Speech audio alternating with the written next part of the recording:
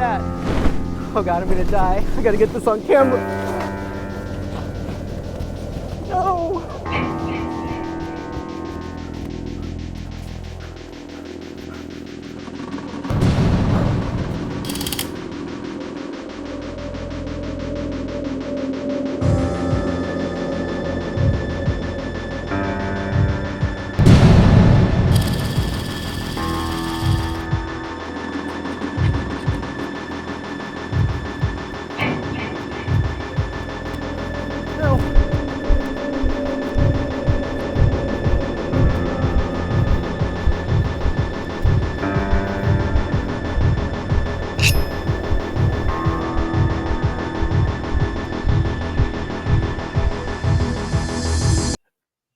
Hey, everybody. Welcome to the Marino Show. I'm your host, David Marino, and I'm very excited to have my guest today. I'm speaking with David Vega. He's an actor, model, designer, and musician. He has a band called Lucifer's Axe. He's appeared in a number of films, including Area 5150, Cannibal Comedian, Mangrove Slasher 2, and Big Top Evil, including Bellevue Bob and Carver. Lots of films that you've been involved in there. And you have the merchandise, too, so that's awesome. Yeah. So, David, I'm very excited to talk to you because I love horror movies. I love indie films, especially. And as I mentioned, you've been in a number of those. Tell me how you initially got started down that path and, being in these films, because I know that wasn't something that you initially had planned to do, right? Yeah, this was, in my career life, originally I did artwork. I did graphic design work. So when I was living in New York City and I went to college, that's what I went to school for. I mean, I majored in illustration. I did graphic design work for years. And I always did my music in the background, but that was like the extent of my artistic side. I never really thought about acting and stuff like that. But roughly 20 years ago, me and my partner was hanging out with a friend. His name's Anthony. And he told us that a friend of his was doing a short film.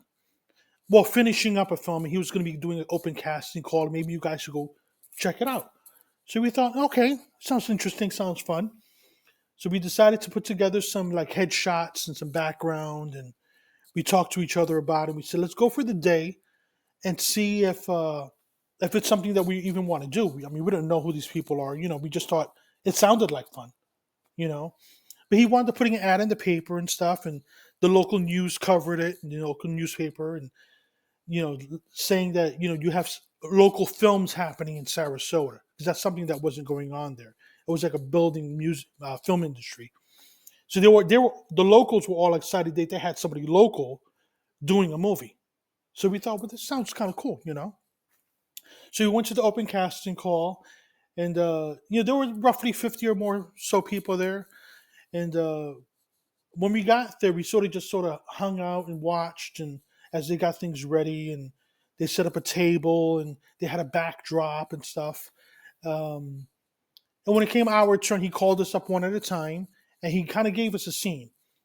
Like my scene, from what I remember, was I was going to be like at a concert listening to music, and then a bunch of people suddenly starts getting killed, and a severed head flies at me, and I catch it, and I now have to react from going to listening to music to screaming my head off. That's kind of what he wanted to see. He wanted to see that sudden change in us, So when he did it, he tossed the head at me. We and both of us, we both screamed their heads off, and we had a great time with it. And everybody laughed. It was fun. But and we kind of like left it at that. We thought, we were there with a bunch of other people. But roughly, I would say about a week or so later, we wind up getting a call, and they left a message, and they said they were both cast in the film. And we were both like, oh my God, this is, shocking to us, because we kind of, it was one of those things where we kind of didn't expect to get picked. We just, went for fun. But when they told us our parts, that's where we had a bigger shock. Because my partner got picked as drag queen number 1, and I got picked as drag queen number 2. And at first I was like, I don't do drag. I mean, I can't, you know what I mean? I've watched my partner as a performing artist do this for many years. He's a female impersonator, so I know how to put makeup and hair and stuff like that. But I thought, this is not something I do. But I said, we talked about it, and my partner convinced me, this is, you're going to do this kind of a thing. And I thought, okay, sure. I thought, they would pick me maybe for my music because I submitted all my CDs of my songs. Like I said, I do rock music and heavy metal. But yeah, they wanted me to be a crazy drag queen, so that's what I did. I did divine-esque eyebrows. I did them really large. I wound up gluing a hairpiece on my head. I dressed in zebra. So some of those pictures of me are out there online, so you can see what my character looked like. But and they filmed for like maybe 4 days or so, off and on, just to get different scenes and different shots, and we had a great time with it. I mean, it was we finally got to see kind of like the behind the scenes of how something gets made and how special effects are done, because it was all low budget, but it was still they were doing it. You know what I mean? Like to see how they use the blood and how it gets splattered and all that type of stuff. It was just all new to us. So we wound up both getting killed on the beach, our characters. But he wound up taking the film to the Sarasota Film Festival and submitting it to them, and it was a big hit. So it was originally scheduled for one showing, but the locals in the town, I guess, they really were buying to see the film. They really wanted to see it, so they wound up adding 2 extra days. So he had 3 sold-out days. The town loved it. He got acclaim from the festival, and we had a great time. It was just like, wow, it's a kooky little film. I always tell people that it's like a 80s vibe to it.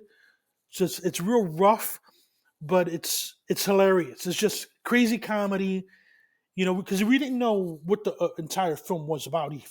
We just sort of knew our scenes. We were going to get killed on the beach with a bunch of other people, and that's kind of all we knew. So when we saw it at the theater, it was the first time seeing it with everyone else. We didn't know what the film was about, and it was kind of cool to see how they pieced it all together, because the first half of the film was shot almost like a year before. Then he took a hiatus for a while, and he finished school and stuff like that, because he was just fresh out of high school himself. But he's talented. I'll give you a little background with the director. His name is Sean Heights. He's always been into film. He was always playing with cameras, and his family really supported him in that venue. Like his grandmother got him his first camera to record with and that kind of a thing. So he was always playing that way, always recording his brothers and sisters. So he always had an eye for it. So even when we saw what he did on that screen, we were like, oh, he has an eye for this. It was like, and like I said, a lot of people loved it, So at the opening of the film festival, they had their showing. They had one of their after parties. We were kind of all hanging out together. And he told us then, he said, I have an idea for another film that I'm going to do, and I'm curious if you guys are interested in being part of it. And we were like, oh, yeah, sure. And that turned out to be this film behind me. This one here. It's Big Top Evil. And he already had parts for us. He had an idea, of what he was going to do. And he already had a lot of it kind of like put together in his head of what the direction he was going to go in. But he definitely wanted us to be a part of it. And he gave us specific characters. So we were like, oh, wow, this is like cool. And then shortly after that, we started working on that film, which that film now, like the first one, Mangrove Slasher 2, that one you can see through Amazon Prime. It's on there. You can look it up. And you can watch that film. And then he did Big Top Evil.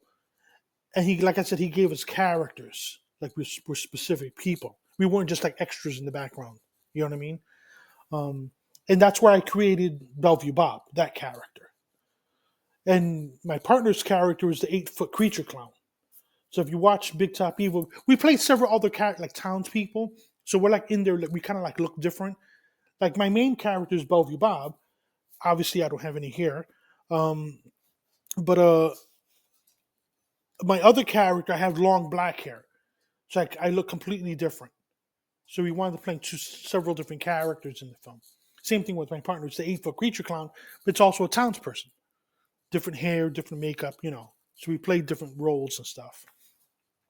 And that one turned out really good too. Tell me about Bellevue Bob, because I've seen a lot of photos of that on your Instagram channel and your social media. So tell me about that film, because that seems to be like a big character for you, like kind of a standout in all these films. Well, like I said, when we did Big Top Evil, it was one of those things where my character, being Bellevue Bob, he allowed me to create a clown character. He said, this is going to be your character, and I want you to do a clown. And I was like, oh, okay. He said, you're going to be like the second in command when it came to like the evil clown. So it's like you're not one of the other clown group. You're somebody different in the group. So I was like, oh, okay. So I was able to create my entire look. And I decided to do a look that was black and white completely. I have like two sides to my face. You can see here. Um, and in that film, my character doesn't die. The last time you see me, I sort of run off into the woods, and I'm like never heard of from again. Now we're talking many, many, many years later. The director decided to bring that character back. So he wanted to do a series of films, and one of them is called Bellevue Bob. So it's like my character years later now. I have more facial hair. I look a little different. My makeup's a little bit more rougher. My clothes are more rougher because this is now, almost 20 years later.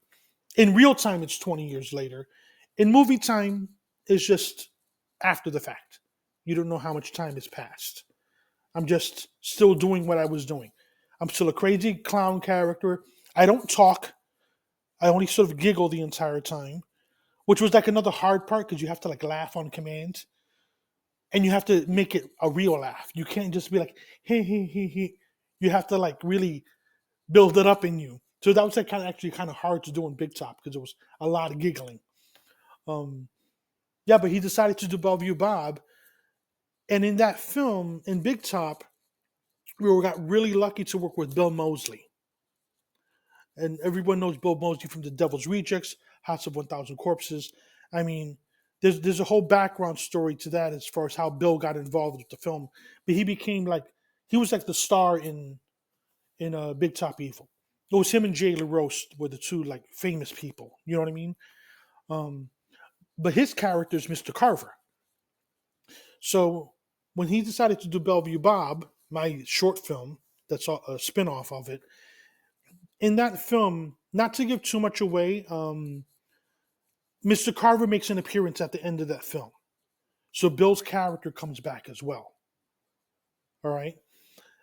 Now he's doing a series of films, a bunch of shorts that are going to be tied together.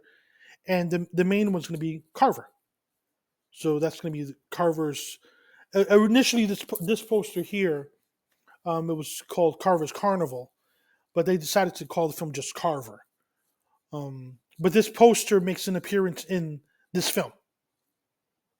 All right, so just to give, like I said, I don't want to give too much away of it, but yeah, so I'm excited to be working again with Bill that way because we're both like the main characters in that film. We're like tied together.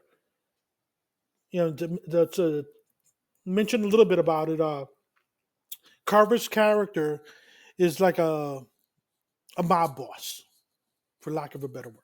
He has his gang of crazies that he hangs out with, just like in Big Top Evil. He has a group of criminals. He runs a circus. They're all performers. Everybody has their own unique sort of style and craziness to them. In Carver and in Bellevue Bob, it's the same thing happens. He has a group of guys he's with, and I'm part of that group. So you see us kind of come back together in Bellevue Bob. That reconnection sort of happens. So we were lucky enough to film again at the Fillmore Town Theater in Fillmore, and that's where they filmed Carver. Well, parts of it. I mean, not the whole thing, but yeah. So that's my character. For you personally, though, how has it been sort of transforming into like more of an actor? Like, how has that sort of been for you? I'm sure, because I know that you didn't come from like acting experience either, but how have you been able to sort of just take that and run with it? Because I know me, it would intimidate me if I were in your shoes, but you do such a great job and you really encompass the character. So for you, what was the process of of letting go of any sort of like insecurities or anything that was going through your head getting in front of the camera? Well, as a child growing up, I was always one of those kids to watch a lot of older films. I was always doing to do funny voices. I was always doing different accents at home. So I could speaking into either a British accent or speaking in an Indian accent or anything. I would hear different accents and I would imitate it. So I was always imitating characters that I saw on television. And as a child, I'm talking 7, 8 years old. So I was always doing that, always making my family laugh, and I was always playing these. Like if I saw, to give you an example, like the Hunchback of Notre Dame, he had that hump, he was like, "Mm." And he instantly became this other person just by acting, even though he had makeup on and stuff. I would act those characters out at home. So doing that like my entire life, always with my friends in the background in my personal life, I almost felt it easy to do these other characters because I was fine with jumping into somebody else's mind thought. I didn't find it difficult to change myself, to change the way I look. I like making funny faces and weird contorting my face, and because Bellevue Bob does that a lot. That character is, I go from laughing to just and then you gotta get angry all of a sudden. You gotta change. You know what I mean? So, like I said, doing that my entire life, it would make it easier for me to sort of just pick up off of that. And of course, with the direction, when they're telling you, we want you to do the X, Y, and Z, and you got to act this way, and you got to laugh this way, and you got to look in that direction, or, you know what I mean? Whatever it may be, you need that direction as well, to give that person what they're looking for, you know? You mentioned Sean Heights, of course, and there is a film festival, right, coming up? Last year, he had his first one, which is it was the Happy Fright Film Festival, and he had that at the same theater, the Fillmore Town Theater, and he was able to use that location to have his first film festival. So this year he's doing it again,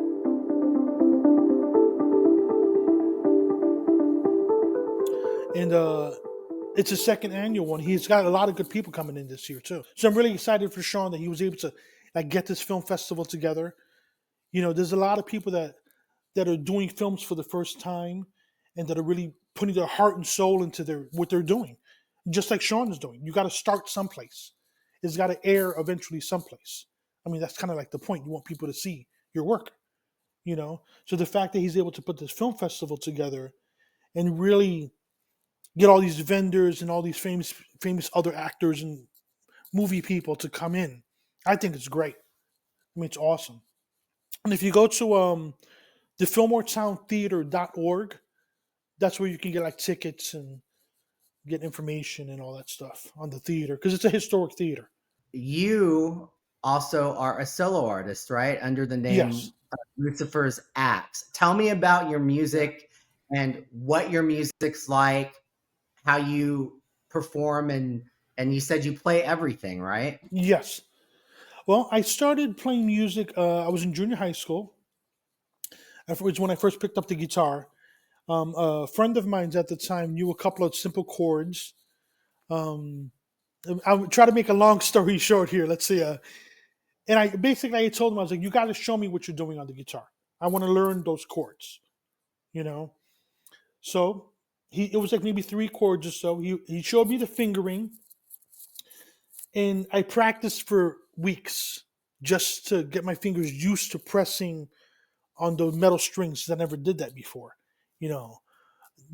My sister played music in high school. She played the flute and the clarinet, so there was some music in the house. You know what I mean, growing up.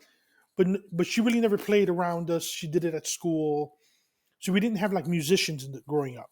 You know, even though I grew up with a lot of music at the house because my mom listened to a lot of music. She's the era of the '60s, so she was the ending of the hippie time frame.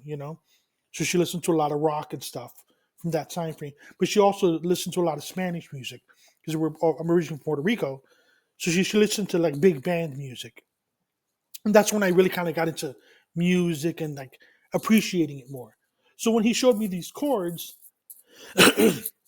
I started practicing them. Eventually, I got them down, and pretty quickly after that, I was already surpassed him on what he was playing.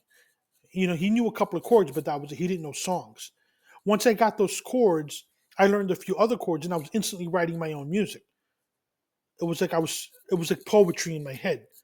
The words, I would do a couple of patterns, and the words were just coming out of me, you know. And I sort of kept on with that. And I would say about a year later, I got into the piano because my sister was in college and she was taking an elective course to learn how to play basic piano. So she brought a book home one day that taught you basic chords, basic scales, nothing spectacular. But I was like, when I first saw the book, I was like, oh my God, this is like the key that I can tie together the guitar and the piano and learn those notes. And that's what I did. So I begged my mom to get me a little Casio piano for Christmas that year. And over the winter break, I taught myself how to play the piano. So I was in high school now. I went back to school. I took my first music class and I took piano. So I already knew the basics. I was already doing chords and simple songs and stuff. And the music teacher was like, I don't understand how you're doing what you're doing because last year you didn't play piano. And I was like, well, I learned. I taught myself. And that's how I've done in my entire life with music. I teach myself. If you want something, you just kind of go for it. You pick up a book, you get online, whatever. So I was always into rock music. I always leaned more towards that than other musical styles. And eventually I got myself an electric guitar. I bought it through a catalog. It was like, $70 something. It was super cheap. It came with a little cheapy amp, but it didn't matter to me. It was like it was something that I could actually play with. It wasn't an acoustic because it's completely different than an electric when it comes to the pressure on the strings. On acoustic, it's much more harder. You got to press harder to get a clear sound. On an electric, it's much easier. So once I realized that, I was instantly doing other chords and writing. I instantly just sort of rolled into it really quickly. Since I was in high school, I met up with a few other friends that were rockers too. They liked one who was a bass player, another guy was a guitarist. We instantly started jamming at somebody's house just to play music, just to imitate somebody else's song. You play this part, you play whatever we're doing. You know what I mean? And I was already kind of like moving faster than them because I wanted to write songs. I wanted to get a groove down. I didn't want to just imitate somebody else's music. I mean, that's fun. It's great practice. But to me, it was like there's more to music than that. I have music here. I got to get it out, And they didn't want to do that. They didn't want to continue on practicing. They just wanted to mess around in the room. And I thought, I can't keep doing this, But one of them had a drum machine, a small little drum machine where you could like make patterns and whole sections. It wasn't just like a repeating beat. I mean, it had that in there too. So I used it for practice, those little simple patterns. But once I realized with that drum machine, you could create your own patterns and your own songs and your own rhythms, I instantly started creating these long strings of a full song, breaks, rolls, timing, and then I started writing my music. So and that's how my whole first album was actually done. I did all the drum parts myself. I did all my riffs. I did my vocals. I did my lead. I played the bass. I got a simple 4-track recorder, and I started recording music there in my room. I was like, who else is going to do it? Nobody else wants to play with me. I mean, they all wanted to go hang out. I was like, I don't want to just hang out, So I started really writing music and stuff. So to date, I have 4 albums done. I'm still working on a 5th because I've done other songs. Those first 4 albums, it's all really rock music, and they all surround a particular theme. There's a whole storyline to it. Just to give a quick synopsis on that would be, it's basically about vampire music. Okay, so there's 2 main characters in my songs. Somebody I call the Master and somebody I call the Prince. And the basic premise of the music is you have the head vampire who, through his group of seers, like his priests, they're always there to guide him, tell him things. They eventually tell him that in the future he's going to die. And he thinks, well, that's impossible for me to die because I'm the head vampire, I'm the king. I'm the top of the dog, you know. But they tell him no matter what, it's going to happen. So he decides, well, if I'm going to die, then I am going to find a successor. And he creates now the prince. So my songs revolve around this king master dealing with these people, finding somebody, how that person gets turned into a vampire, how they transform. All my songs are like, it's like a whole story when you hear the music. But what he doesn't realize is that the prince that he created is the one that actually kills him in the future. So he creates his own death. So that's like that's like the clincher in it. You know what I mean? It's like he wouldn't have died if he didn't create the prince. But because he created the prince, that's why he dies. You know? So that's how all my songs are. It's like a storyline. Once you hear the first one and you go through them, it kind of breaks down that way. So I did do a song for Cannibal Comedian. If you've seen that movie, there's a scene where the killer Charlie, he's in his lair, sort of chopping a body parts, and it's just before the character Eleanor comes knocking on the door, looking for him to talk to him. She's eating peanuts and stuff, you know, with her long nails. But in that scene, the music he's listening to, that's my song playing in the background. So I did a song called Cannibal Lust, and it was specifically just for the movie. It talks about his character, it talks about him, you know, that kind of a thing. And then with Bellevue Bob, the director, when we were working on that project, he wanted me to create a song for that. So I was like, oh, cool. So then I did a whole nother song for the end credits. And it's like a creepy kind of circus song.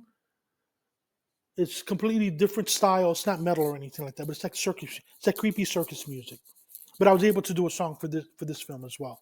So that's like been one of my biggest dreams, getting into this whole acting thing.